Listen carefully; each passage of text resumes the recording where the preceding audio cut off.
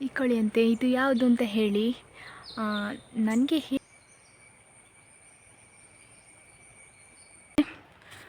ಇದಕ್ಕೆ ನಾವು ಬಾಳೆ ಮರ ಅಂತ ಹೇಳೋದು.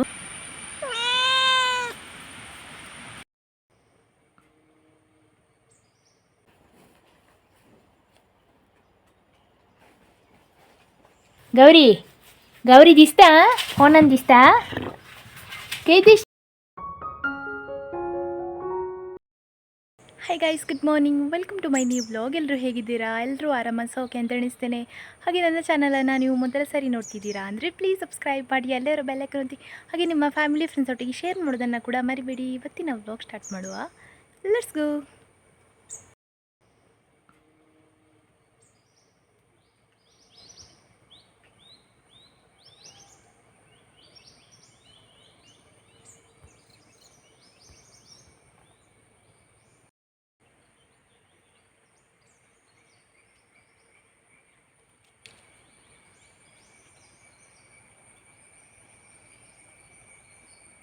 ಬೆಳಗ್ಗೆ ತಿಂದೆಲ್ಲ ಆಯಿತು. ಇನ್ನು ದನಗಳಿಗೆ ಕುಡಿಲಿಕ್ಕೆ ಬಿಡಬೇಕು. ಅದಕ್ಕಿಂತ ಮುಂಚೆ ನಮ್ಮ ಮನೆಯದು ಚಪ್ಪರದಲ್ಲಿ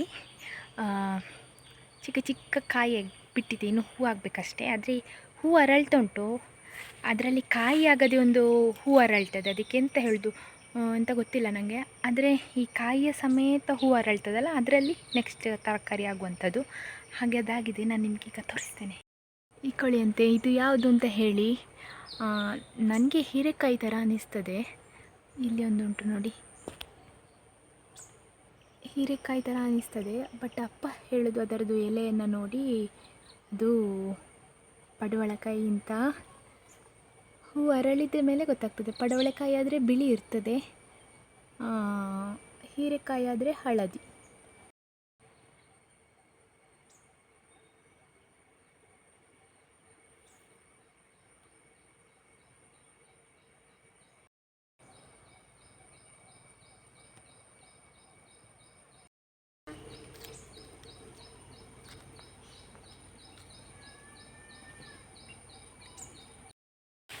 ಇವರಿಬ್ಬರನ್ನ ಸ್ನಾನ ಮಾಡಿಸ್ಲಿಕ್ಕಿತ್ತು. ಇಬ್ಬರನ್ನು ಕೂಡ ಸ್ನಾನ ಮಾಡಿಸಿದ್ರೆ ಸುಮಾರು ದಿವಸ ಆಗಿತ್ತು. ಹಾಗೆ ಇಬ್ಬರನ್ನು ಸ್ನಾನ ಮಾಡಿಸಿ ಆಯಿತು.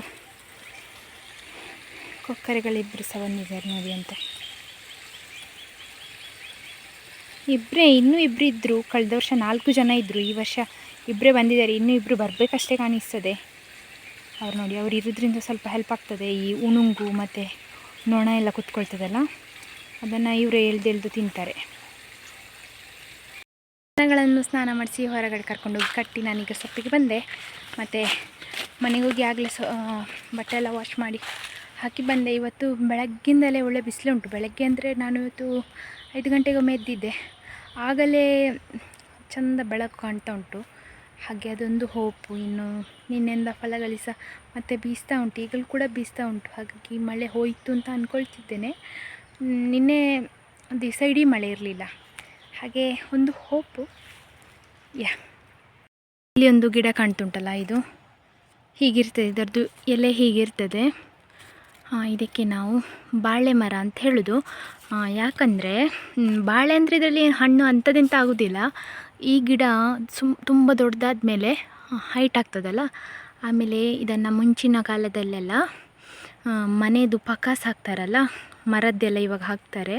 ಅದರ ಬದಲಿಗೆ ಇದನ್ನು ಕಟ್ ಮಾಡಿ ಸೀಳಿ ಮುಂಚೆ ಇಡ್ತಿದ್ದದ್ದು. ಅಂದರೆ ನಮ್ಮದು ಹಳೆತ್ತು ಕೊಟ್ಟಿಗೆಗೆ ಮನೆಗೆಲ್ಲ ಇದರದ್ದೇ ಮಾಡ್ತಿದ್ರು, ಅಂದರೆ ಅಷ್ಟು ಗಟ್ಟಿ ಅಂತ. ಹಾಗಾಗಿ ಇದು ಗಿಡ ಎಲ್ಲಾದರೂ ಕಂಡ್ರೆ ಅದನ್ನು ಬಿಡಲೇಬೇಕು ಮುಂಚಿಂದಲೂ. ಮತ್ತು ಹಣ್ಣಿದು ಗಿಡ, ಮತ್ತು ಮಂತು ಹುಳಿದು ಗಿಡ, ಮತ್ತು ಉಂಡೆ ಹುಳಿ ಉಂಟಲ್ಲ ಅದರದ್ದು ಗಿಡ ಕಂಡ್ರೆ ಅದನ್ನು ಬಿಡಬೇಕು ಮುಂಚೆಯಿಂದಲೂ ಕೂಡ. ಇದು ಸಹ ನೋಡಿ, ಅಲ್ಲಲ್ಲಿ ಉಂಟು ಇಂಥದ್ದು ಗಿಡ. ಈಗ ಯಾರು ಇದನ್ನು ಮಾಡೋದಿಲ್ಲ, ಆದರೆ ಕೂಡ ಮುಂಚೆಯಿಂದ ಬಿಡ್ತಾ ಬಂದಿದ್ದೇವಲ್ಲ, ಹಾಗಾಗಿ ಈಗಲೂ ಸಹ ಅದೊಂದು ಅಭ್ಯಾಸ ಬಿಡೋದು ಇದನ್ನು. ಸೊಪ್ಪು ಕಟ್ಟಿಟ್ಟು ಬಂದೆ. ಅಪ್ಪ ಇಲ್ಲ ಮನೆಯಲ್ಲಿ, ಅವರು ಅಡಿಕೆ ಹೆಕ್ತಾ ಇದ್ದಾರೆ. 2-3 ದಿವಸದಿಂದ ಪೆಂಡಿಂಗ್ ಉಂಟು ಅಡಿಕೆ ಹೆಕ್ಕುದು. ಹಾಗೆ ನಿನ್ನೆ ಮಧ್ಯಾಹ್ನ ಮೇಲಿಂದ ಶುರು ಮಾಡಿದ್ದಾರೆ.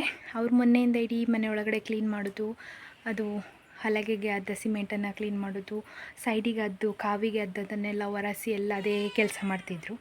ಹಾಗಾಗಿ ಅವರಿಗೆ ತೋಟಕ್ಕೆ ಹೋಗಲಿಕ್ಕೆ ಆಗಿರಲಿಲ್ಲ. ಇವತ್ತಿಂದ ಸ್ಟಾರ್ಟ್ ಮಾಡಿದ್ದಾರೆ ಅಡಿಕೆ ಹೆಕ್ಕಲಿಕ್ಕೆ. ನಾನು ದನಗಳನ್ನು ಬಿಟ್ಟು 2 ಸಲ ಬದಲಿಸಿ ಸೊಪ್ಪು ಮಾಡಿ ಬಟ್ಟೆ ಎಲ್ಲ ವಾಶ್ ಮಾಡಿ ಈಗ ಆಲ್ಮೋಸ್ಟ್ ಎಲ್ಲ ಆಗಿ ನನಗೆ ಅಡಿಕೆ ಸುಳಿಲಿಕ್ಕೆ ಟೈಮ್ ಸಿಕ್ಕಿತ್ತು. ಈಗ 2 ಗೋಣಿ ಇತ್ತು, ಅದರಲ್ಲಿ 2 ಗೋಣಿ ಖಾಲಿಯಾಗಿದ್ದು ಲಾಸ್ಟ್ ಇದು ಅಡಿಕೆ. ಇನ್ನೊಂದು ಸ್ವಲ್ಪ ಅಲ್ಲಿ ಹರಡಿಸಿದುಂಟಂತೆ, ಹಾಗೆ ಅದನ್ನು ಅಂತ ರಾಶಿ ಮಾಡಿ ನಾಳೆಗೆ ನೋಡಬೇಕು ಹೇಗೆ ಅಂತ. ಈಗ ಆಗಲಿಕ್ಕಿಲ್ಲ, ಯಾಕಂದರೆ ಅಲ್ಲಿ ಬೆಂಕಿ ಉರಿತುಂಟಲ್ಲ, ಕೆಳಗಡೆ ಬೆಂಕಿ ಉರಿತಾ ಇತ್ತು ಮತ್ತು ಮೇಲೆಗೆ ಹೊಗೆ ಆಗ್ತಿರ್ತದೆ, ಹಾಗೆ ಅದನ್ನು ರಾಶಿ ಮಾಡಲಿಕ್ಕಾಗೋದಿಲ್ಲ. ನಾಳೆ ಬೆಳಿಗ್ಗೆ ಮಾಡಬೇಕಷ್ಟೇ, ಬೆಂಕಿದೆಲ್ಲ ಕೆಲಸ ಮುಗಿದ ಮೇಲೆ. ನಾನು ಡೈಲಿ ಉಂಟಲ್ಲ ಒಂದು ಬಟ್ಟೆ ಸುಳಿತಿದ್ದೆ ಮೊನ್ನೆಯಿಂದ. ಮೊನ್ನೆ ಸೋಮವಾರದಿಂದ ಸ್ಟಾರ್ಟ್, ಅಂದರೆ ಆದಿತ್ಯವಾರದಿಂದ ಒಂದು ಬಟ್ಟೆ ಸುಳಿತಿದ್ದೆ. ಫಸ್ಟ್ ಡೇ ಒಂದು ಸ್ವಲ್ಪ ತುಂಬ ಕಷ್ಟ ಆಗಿತ್ತು, ನಂಗೆ ಕೈ ನೋವೆಲ್ಲ ಸ್ಟಾರ್ಟಾಗಿ. ಈಗ ಅಭ್ಯಾಸ ಆಯಿತು. ಹಾಗೆ ಒಂದು ಬಟ್ಟೆ ದಿವಸ ಹಾಲು ಒಂದೊಂದು ದಿವಸ, ಅಂದರೆ ಹೇಗೆ ಅಂದರೆ ನನಗೆ ಸೊಪ್ಪಾದಮೇಲೆ ಫ್ರೀ ಸಿಕ್ಕಾಗ ಮಾಡೋದು, ಮತ್ತು ಮಧ್ಯಾಹ್ನ ಮೇಲಿಂದ ಹುಲ್ಲಾದಮೇಲೆ 6:30 ತನಕ ಸಂಜೆ ಕಂಪ್ಲೀಟ್ ಮಾಡಿ ಬಿಡೋದು. ಹಾಗೆ ನನಗೆ ಅಷ್ಟು ಪರ್ಫೆಕ್ಟಾಗಿ ಬರೋದಿಲ್ಲ ಸುಳಿಲಿಕ್ಕೆ. ಕ್ಲೀನ್ ಮಾಡಿ ಸುಳಿತೇನೆ, ಆದರೆ ಅವರು 2 ಭಾಗ ಆಗಬೇಕು ಅಂತ ನೋಡಿ. ನನ್ನ ಸಿಪ್ಪೆ ಕೆಲವ್ರದ್ದೆಲ್ಲ ನೋಡಿದರೆ ಉಂಟಲ್ಲ, ಅಗಲಾಗಿ ಹೀಗಿರ್ತದೆ. ಒಳ್ಳೆ ಅಡಿಕೆ ಆದರೆ ಸುಲಭ, ಈ ಥರದ್ದೆಲ್ಲ ಭಾರಿ ಕಷ್ಟ ಆಗ್ತದೆ. ನಂದಿ ಇದ್ದೇನೆ ಕಂಪೆನಿಗೆ, ನಾನು ಇಲ್ಲೇ ಸುಳಿದು ಇಲ್ಲಿಂದಲೇ ಬಚ್ಚಲಿಗೆ ಒಲೆಗೆ ಹಾಕಿ ಬಿಡೋದು, ಆಗ ಸುಲಭ ಆಗ್ತದೆ. ಚಹಾ ಕುಡಿತಿದ್ದೇವೆ, ಮಧ್ಯಾಹ್ನೊಟ್ಟಾಗಿ ಮಲಗಿ ಎದ್ದು ಈಗ ಟೀ ಟೈಮ್. ತಿಂಡಿ ಇದ್ದಾನೆ ನಮ್ಮ ಶಂಭು, ಡಬ್ಬಿ ಕಾಯ್ತಿದ್ದಾರೆ ಚಾಕೆ.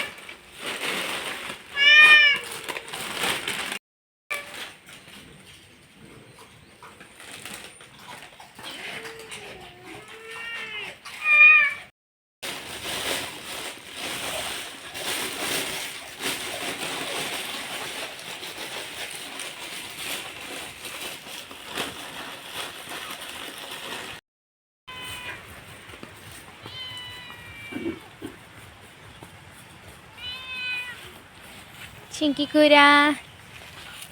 ಕೂರ ಇಲ್ಲ.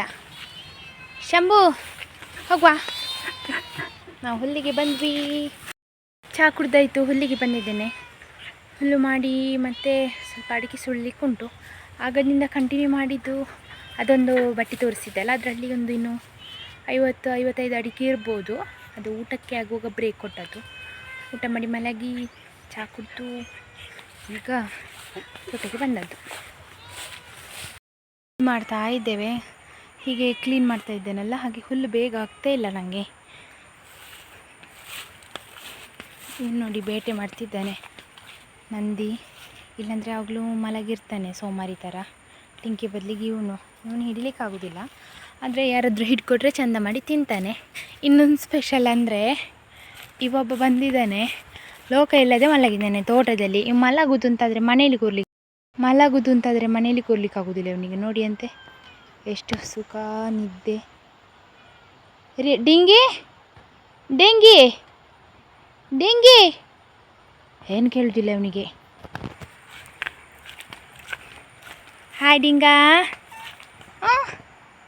ಒಂದು ವಯಸ್ಸೇ ಹಾಗೆ. ಇವನಿವ ಬಂದ. ಡಿಂಗಾ ಹಾಯ್, ಮಲಗಲಿಕ್ಕೆ ಬಂದದ್ದು. ಹಾಯ್ ಡಿಂಗಾ, ಆಯಿತು ನಿದ್ದೆ ಬಿಟ್ಟಿತ್ತು ಒಂದು.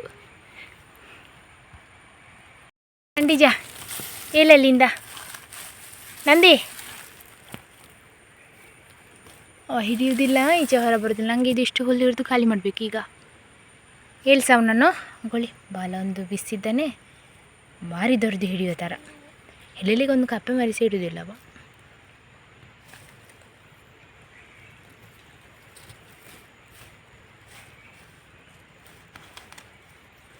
ಚಂಬು ಎಲ್ಲ ಆಯಿತು ಒಂದು ಕಟ್ಟ. ಇವತ್ತು ತುಂಬ ಲೇಟ್ ಆಯಿತು, ಕಟ್ಟಿಟ್ಟಿದ್ದೇನೆ. ಅಪ್ಪ ಇಲ್ಲೇ ಅಡಿಕೆ ಇಕ್ತಿದ್ದಾರೆ, ಅವರು ಇವತ್ತು ಬೆಳಿಗ್ಗೆಯಿಂದ ಅಡಿಕೆ ಇಕ್ಕಿದ್ದೆ. ಹಾಗೆ ಅವ್ರನ್ನ ಕರೀಲಿಕ್ಕೆ ಹೋಗುವ. ಮತ್ತು ಇಲ್ಲಿಂದ ಸ್ವಲ್ಪ ಹತ್ತಿರ ಇರೋದು ಹೊಳೆಗೆ. ನಾನು ಹೊಳೆಗೆ ಹೋಗೋದು ಸುಮಾರು ದಿವಸ ಆಯಿತು. ನೀರು ಕಡಿಮೆ ಆದಮೇಲೆ ಹೇಗುಂಟು ಅಂತ ನೀವು ಕೂಡ ನೋಡಲಿಲ್ಲ. ಮಳೆ ಬರ್ತದೆ, ಆದರೆ ಲೈಟಾಗಿ ಬಂದು ಹೋಗ್ತದೆ, ಆ ಥರ ಮಳೆ. ಆದರೆ ಮೊನ್ನೆ ಥರ ಜೋರು ಮಳೆ ಇಲ್ಲ. ಹಾಗೆ ಎಷ್ಟು ನೀರು ಕಡಿಮೆ ಆಗಿದೆ ಅಂತ ಹೋಗಿ ನೋಡಿ ಬರುವ ಬನ್ನಿ.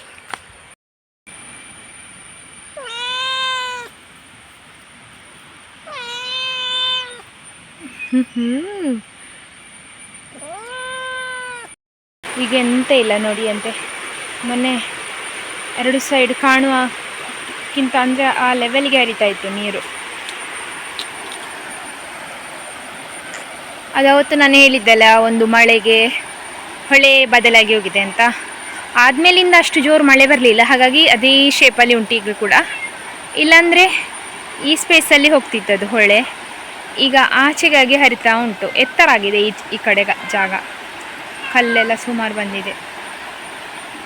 ಇವರಿಬ್ಬರು ಸಹ ಬಂದಿದ್ದಾರೆ ಹೊಳೆ ನೋಡಲಿಕ್ಕೆ.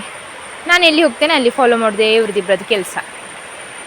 ನಂದಿ ಮೀನು ಹಿಡಿತಿ, ನಂದಿ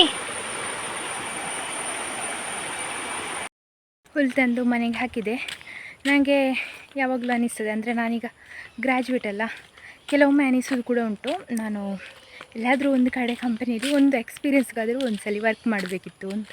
ಅಂದರೆ ಈಗ ನಾನು ಹೇಳೋದು, ಆದರೆ ಕೆಲವರನ್ನೆಲ್ಲ ಈಗ ನನ್ನ ಕ್ಲಾಸ್ಮೇಟ್ಸನ್ನೇ ಜಾಬ್ ಮಾಡೋರನ್ನು ನೋಡುವಾಗ ಅನಿಸ್ತದೆ, ಅಂದರೆ ಅವರಿಗೆ ಇಷ್ಟು ಟಾರ್ಗೆಟ್ ಅಂದಿರ್ತದೆ, ಅದನ್ನು ಕಂಪ್ಲೀಟ್ ಮಾಡಬೇಕು, ಇಷ್ಟು ದಿವಸದಲ್ಲಿ ಅದನ್ನು ಮುಗಿಸ್ಬೇಕು ಅಂತಿರ್ತದೆ, ಅದನ್ನು ಮುಗಿಸಲೇಬೇಕು.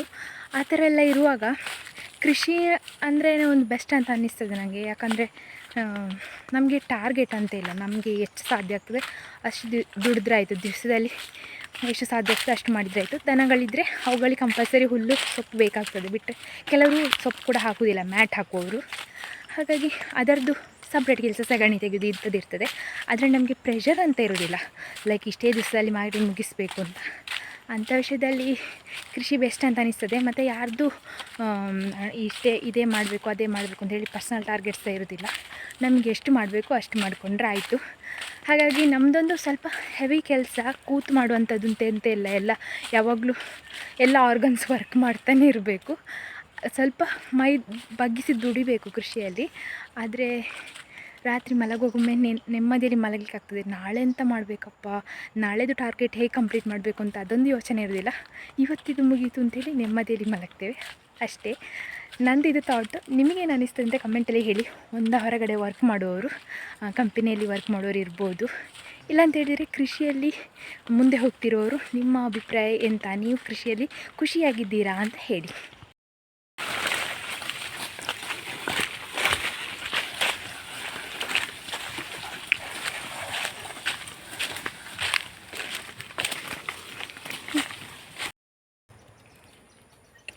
ಅಪ್ಪ ನಾನು ನೋಡೋದು ಎಂತ ಮಾಡ್ತಾರೆ ಅಪ್ಪ ಅಂತ. ಹೋಗ್ವಾ, ಹೊಯ್ಯ